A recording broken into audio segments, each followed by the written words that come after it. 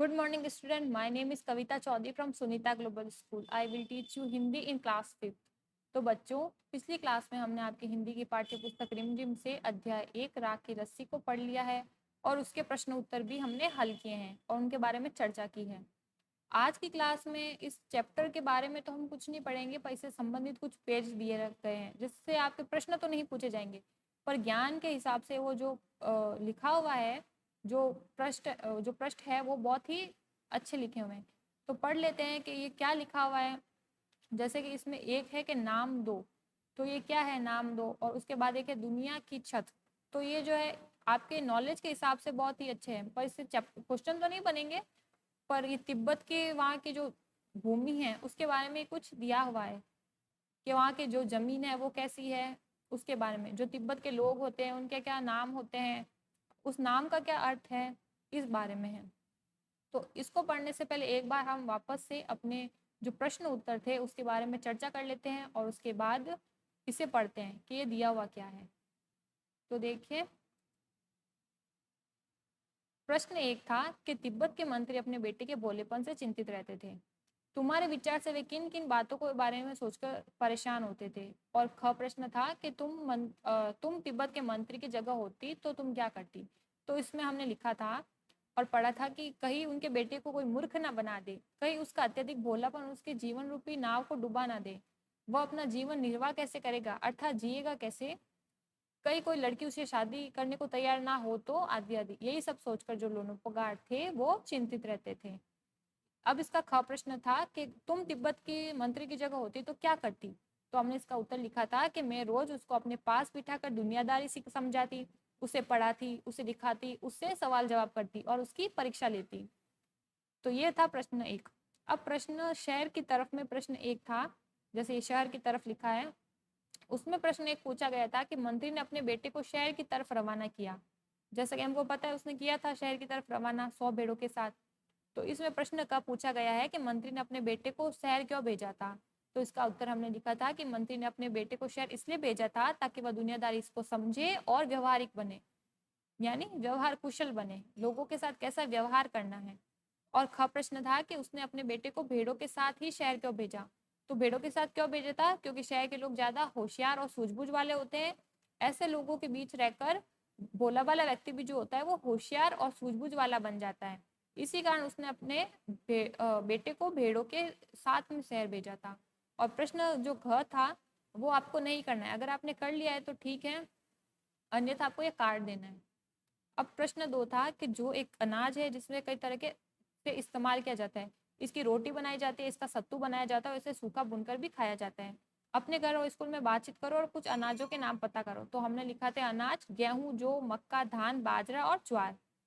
फिर प्रश्न तीन था कि गेहूं और जौ दोनों ही अनाज होते हैं और ये तीनों शब्द संज्ञा है। गेहूं और जौ जो है अलग अलग किस्म के अनाज के नाम है, इसलिए ये दोनों व्यक्तिवाचक संज्ञा है, और जो अनाज है वो जातिवाचक संज्ञा है। इसी प्रकार जो रिमझिम है वो व्यक्तिवाचक संज्ञा है और पाठ्य पुस्तक जो है जातिवाचक संज्ञा है।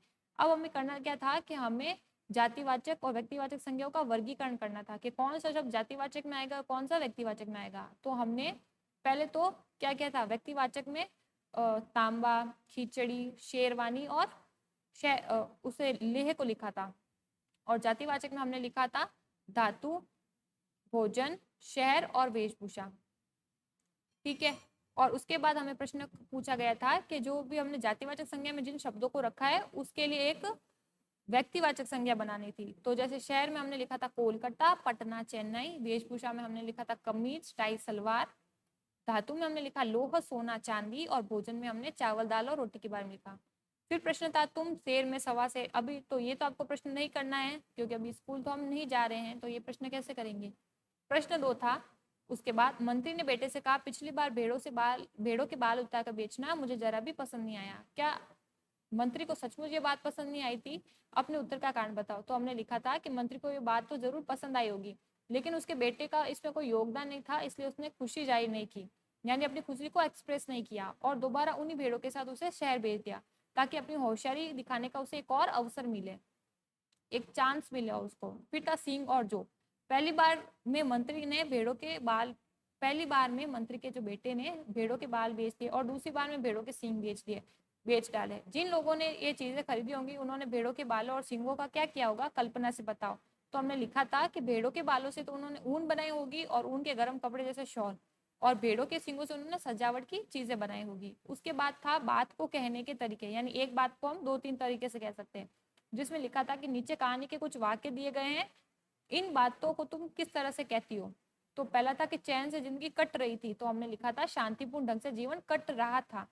होशियारी उसे छूकर भी नहीं गई थी। जो ख था हमने लिखा था वह बिल्कुल होशियार नहीं था। घ था मैं इसका हल निकाल देती हूँ, तो हमने घ का लिखा था मैं इसका उपाय बताती हूँ। और घ था उसकी अपनी चालाकी धरी रह गई, तो हमने लिखा था उनकी अपनी चालाकी काम ना आई। फिर सेकंड प्रश्न, दूसरा प्रश्न था लोनोपोगार का बेटा होशियार नहीं था। फिर इसमें प्रश्न पूछा गया था कि होशियार और चालाक में क्या फर्क होता है, किस आधार पर तुम किसी को चालाक या फिर होशियार कह सकती हो। इसी प्रकार भोला और बुद्धू के बारे में भी सोचो और कक्षा में चर्चा करो। तो हमने लिखा था कि जो होशियार शब्द होता है वो सकारात्मक अर्थ में यानी अच्छे अर्थ में होता है, इसका मतलब होता है समझदार। लेकिन जो चालाक शब्द का प्रयोग होता है वो नकारात्मक अर्थ यानी खराब या बुरे अर्थ में होता है, जिसका मतलब होता है चतुर। भोला शब्द का अर्थ होता है सीधा सादा। अगर कोई व्यक्ति भोला है इसका मतलब यह है नहीं है कि वह मूर्ख है, वह जानकार और पढ़ा लिखा तो है किंतु हृदय से सीधा है। जैसे कि जो लोनोपोगार था उसका बेटा भोला था, यानी वो जानकार और पढ़ा लिखा तो था पर हृदय से सीधा था, उसके मन में चालाकी नहीं थी। और जो बुद्धू होता है वो मूर्ख होता है। तो आप समझे, भोला का अर्थ ये नहीं होता कि वो उसको है ना वो पागल है या फिर बेवकूफ है। भोला का अर्थ होता है कि उसको समझ तो है पर वो हृदय से यानी दिल से सीधा है। और जो बुद्धू होता है वो मूर्ख या बेवकूफ कहा जाता है। अब प्रश्न 2 पूछा गया था कि लड़की को तुम समझदार कहोगी या बुद्धिमान और क्यों। तो हम लड़की को बुद्धि, क्योंकि हम कहेंगे कि लड़की बुद्धिमान थी, उसने अपनी बुद्धि से एक मंत्री को इतना प्रभावित किया कि उसने अपने बेटे की उससे शादी कर दी। तो ये तो हो गए प्रश्न उत्तर। अब हम पढ़ेंगे इस चैप्टर के जो बाकी का जो पीछे का पृष्ठ है उसे। तो देखो, नाम दो। क्या करना है हमें, इसको सबसे पहले पढ़ना है कि लिखा हुआ क्या है। कहानी में लोनोपोगार के बेटे और लड़की को कोई नाम नहीं दिया गया है। नीचे तिब्बत में बच्चों के नामकरण के बारे में बताया गया है। यह परिचय पढ़ो और मनपसंद नाम छाड़कर बेटे और लड़की को कोई नाम दो। जैसे कि हमको पता है उस लड़का लोनोपोगार का जो बेटा था और उस जो बुद्धिमान लड़की थी उसका कोई नाम पाठ में नहीं आया है, तो हमें ये पाठ को पढ़ना है और फिर जो आप चाहो वो नाम दे सकते हो। नाइमा, डावा, मिगमार, लाखपा, नुकू, फूदोरजे, ये क्या है, कोई खाने की चीज या घूमने की जगहों के नाम। जी नहीं, ये है तिब्बती बच्चों के कुछ नाम। यानी ये क्या है, नाइमा, डावा, मिगमार, लाखपा, नुखू, फूदोरजे, ये क्या है, ये तिब्बती बच्चों के नाम हैं, कुछ नाम है। ये सारे नाम तिब्बत में शुभ माने जाते हैं यानी अच्छे माने जाते हैं। नाइमा नाम दिया जाता है रविवार को जन्म लेने वाले बच्चों को। जो बच्चे संडे को पैदा होते हैं उनको नाइमा नाम दिया जाता है। ऐसा मानते हैं कि इससे बच्चे को उस दिन के देवता सूरज जैसी शक्ति मिलेगी। नाम क्यों रखते हैं नाइमा, क्योंकि लोग ऐसा समझते हैं कि बच्चे को उस दिन के देवता सूरज जैसी शक्ति मिलेगी और जब जब उसका नाम पुकारा जाएगा यह शक्ति और भी बढ़ती जाएगी। सोमवार को जन्म लेने वाले बच्चों का नाम डावा रखा जाता है। यह लड़का और लड़की दोनों का नाम हो सकता है। तिब्बती भाषा में डावा के 2 मतलब होते हैं, सोमवार और चांद। यानी डावा चांद जैसी रोशनी फैलाएगी और अंधेरा दूर करेगी। जो डावा नाम है वो लड़के का भी रख सकते हैं और लड़की का भी रख सकते हैं। और इसका अर्थ क्या है, डावा का अर्थ होता है कि जो डावा है वो चांद जैसी रोशनी को फैलाएगी और अंधेरा दूर करेगी। तिब्बत में बुद्ध के स्त्री पुरुष रूपों में भी नामकरण करते हैं। जो बुद्ध होते हैं आपको पता है बुद्ध थे, उनके जो है स्त्री और पुरुषों के नामकरण भी होते हैं। जैसे खास करके दौलमा नाम बहुत मिलता है, कहाँ पर, तिब्बत में।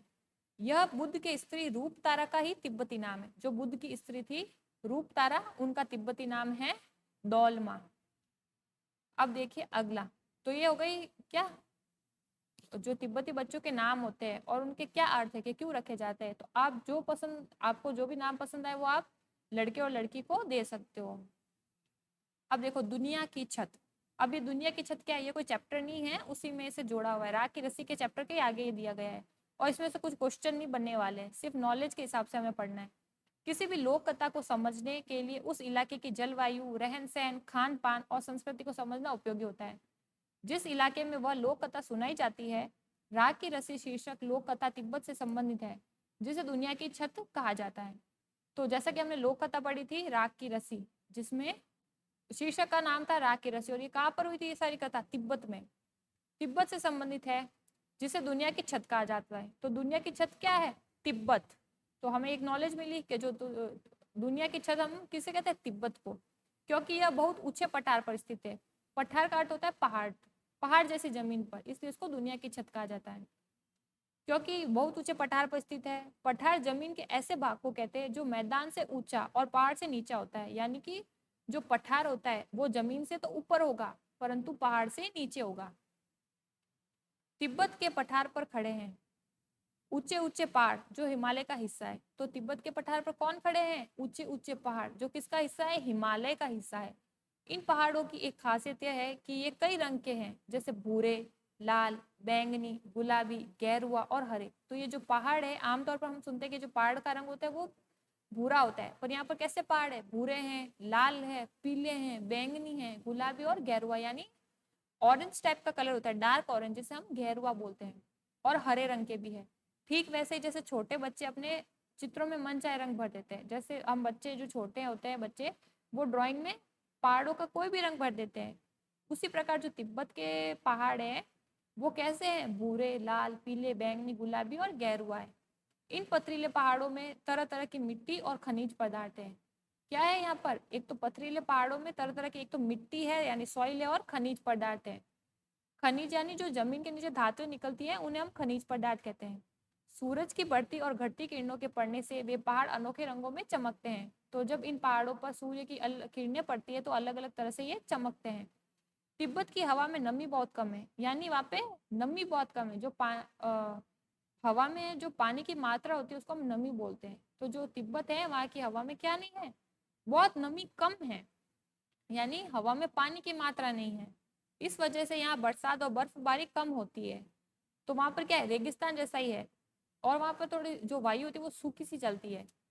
तो जैसा कि मैंने आपको बताया कि वहाँ की हवा में क्या नहीं है? पानी नहीं है, यानी नमी नहीं है। इस वजह से वहाँ बरसात और बर्फबारी कम होती है। खुश्क मौसम में पेड़ पौधे बहुत नहीं होते। तो अब पता है जब हवा में पानी ही नहीं है तो मौसम एकदम सूखा सा हो जाएगा, तो वहाँ पर पेड़ पौधे नहीं होंगे। तिब्बत का पूर्वी भाग ही ऐसा है जहाँ पर घने जंगल पाए जाते हैं। तो जो तिब्बत का पूर्वी भाग है यानी ईस्ट वाला पार्ट, वहाँ पे घने जंगल पाए जाते हैं। उन जंगलों में पेड़ पौधों, पशु पक्षियों की दुर्लभ किस्में मिलती है। पेड़ पौधे भी कई तरह के मिलेंगे और पशु पक्षी भी कई तरह के मिलेंगे। तिब्बत की मिट्टी कहीं रेतीली है तो कहीं लाल पीली तो कहीं काली। तो तिब्बत की जो मिट्टी है उसके भी कई प्रकार है, या तो कहीं पर वो रेतीली होगी, या फिर कहीं लाल पीली, या फिर कहीं पे काली मिट्टी होगी। तिब्बत में लगभग 1500 झीलें हैं। तो वहां पर कितनी झीलें हैं? 1500 झीलें। एक तरह की पानी होता है, जैसे नदियां होते हैं, समुद्र होते हैं, वैसे झील होती है जहाँ पर पानी मिलता है। ये झीलें बनती है पहाड़ों के बर्फ पिघलने से। तो ये कैसे बनती है झीलें? जब पहाड़ों पर जो बर्फ होता है वो पिघलता है तो उससे झीलें बनती है। इनमें मानसरोवर झील झील का नाम बहुत नाम है। जो मानसरोवर झील है तिब्बत में, उसका बहुत नाम है। ये इसे सांगपो यानी ब्रह्मपुत्र नदी निकलती है। ब्रह्मपुत्र नदी जो होती है हमारे भारत में कहाँ से निकलती है? सांगपो से। काफी ऊंचाई पर बसा होने के कारण तिब्बत बहुत ठंडा प्रदेश है। यहाँ की सर्दी का हाल मत पूछो, ऐसा लगता है कि जैसे किसी ने फ्रिज में डाल दिया हो। ऊपर से तेज ठंडी हवा चल रही हो, इसलिए वहाँ के लोग हमेशा भारी भरकम गर्म कपड़े पहनते रहते हैं। तो क्या करते हैं वहाँ के लोग? जब वहाँ पे क्या है, बहुत ज्यादा सर्दी पड़ती है, जैसे कि हमको किसी ने फ्रिज में डाल दिया, इसलिए वहाँ और ऊपर से तेज हवा भी चलती है, ठंडी हवा। तो इसलिए वहाँ के जो लोग हैं वो हमेशा भारी भरकम जो है गर्म कपड़े पहन कर रखते हैं। जैसे देखो ये तिब्बत का आपको लोकेशन दिख रहा है, देखो पहाड़ है कितने सारे और बर्फ भी दिख रही है इस पर। अब आगे बढ़ते हैं। तिब्बती लोगों की घर बनाने की कारीगरी अनोखी है।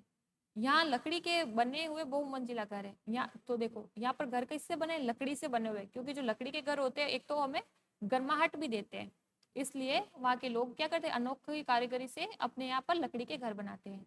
यहाँ लकड़ी के बने बहुमंजिला यानी मल्टी स्टोरेड घर है, यानी बहुमंजिला, जिसको 2 मंजिल या 3 मंजिल होती है। लोग अब पत्थर, मिट्टी और सीमेंट के घर भी बनाने लगे। तो वहाँ पे लोग पहले लकड़ी के तो बनाते थे, पर अब पत्थर, मिट्टी और सीमेंट के भी घर बनाते हैं। खिड़कियां भी अधिक बनाई जाती है ताकि सूर्य की ढेर सारी रोशनी घर के अंदर आ सके।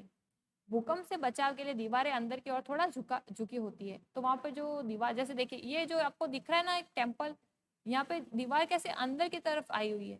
तो क्यों आई है? ताकि भूकंप आए तो जो है उनको कुछ हानि नहीं हो कोई, इसलिए। तिब्बत का सबसे बड़ा शहर है लहासा। जो तिब्बत का क्या नाम है सबसे बड़े शहर का? लहासा। 3650 मीटर की ऊंचाई पर स्थित होने के कारण यह दुनिया का सबसे ऊंचा शहर माना जाता है। जो इसकी ऊंचाई है वो जमीन से 3650 मीटर की है, इसलिए इसको दुनिया का सबसे ऊंचा शहर माना जाता है। कपड़ों तथा खाने पीने के लिए यहाँ का बाजार बहुत ही प्रसिद्ध है। लहासा को तिब्बतियों का दिल माना जाता है। तो लहासा में क्या है, एक तो वहाँ पे बहुत कई तरह के कपड़े और खाने पीने के लिए वो बहुत ही ज्यादा फेमस है, यानी प्रसिद्ध है। और लहासा को जो है तिब्बतियों का दिल माना जाता है। तो ये इतना ही था दुनिया की छत। तो इसमें देखिए यहाँ पर लिखा हुआ है दुनिया की छत बच्चों को तिब्बत के बारे में जानकारी देने के लिए दिया गया और इसमें से प्रश्न नहीं पूछे जाएंगे। तो जानकारी तो हमें इससे काफी मिली है। क्या क्या जानकारी मिली कि यहाँ पर जो पहाड़ होते हैं कई रंगों के होते हैं, लाल, भूरे, बैंगनी, गुलाबी, गैरवा। और यहाँ पे जो घर होते हैं वो लकड़ी के बने होते हैं और जो उनकी दीवारें होती है अंदर की तरफ थोड़ी झुकी होती है, ताकि किससे बच सके, वो भूकंप से बच सके। और हमने पढ़ा कि वहां पर जो हवा होती है उसमें नमी तो बहुत कम होती है और बरसात और बर्फबारी भी कम होती है। पर वहां पे क्या क्या है, जो वो प्रदेश है यानी तिब्बत, वो एक ठंडा प्रदेश है जहाँ पे सर्दी पड़ती है। तो ऐसा लगता है जैसे हमको किसी ने फ्रिज में डाल दिया है। और इसलिए वहाँ के लोग जो है भारी भरकम कपड़े पहनते हैं। और तिब्बती लोग जो थे लकड़ी के घर बनाते हैं, ये तो हमने पढ़ा है। और तिब्बत का जो सबसे बड़ा शहर है लहासा, जो कि 3650 मीटर की ऊंचाई पर बसा हुआ है। और यहाँ ये जो लहासा जो शहर है वो कपड़ों और खाने पीने के लिए बहुत ही ज्यादा प्रसिद्ध है, इसलिए इसको तिब्बतियों का दिल माना जाता है। किससे? लहासा को। तो ये हो गया है चैप्टर नंबर 1 पूरा कंप्लीट, राग की रस्सी, जिसका हमने चैप्टर भी पढ़ लिया है, इसके क्वेश्चन आंसर भी कर लिए हैं और कुछ जानकारी थी जैसे कि नाम दो, यानी तिब्बती बच्चों के क्या नाम होते हैं, अर्थ और दुनिया की छत, ये पढ़ लिया है। तो ये चैप्टर पूरा हो गया है। उम्मीद करती हूँ आपको ये पूरा चैप्टर ही बहुत ही अच्छा लगा होगा और आपको समझ भी आया होगा। आज की क्लास में हम इतना ही करेंगे, अगली क्लास में हम अगले चैप्टर के बारे में डिस्कस करेंगे। तब तक के लिए घर पर रहिए, सुरक्षित रहिए, अच्छे से पढ़ते रहिए। धन्यवाद।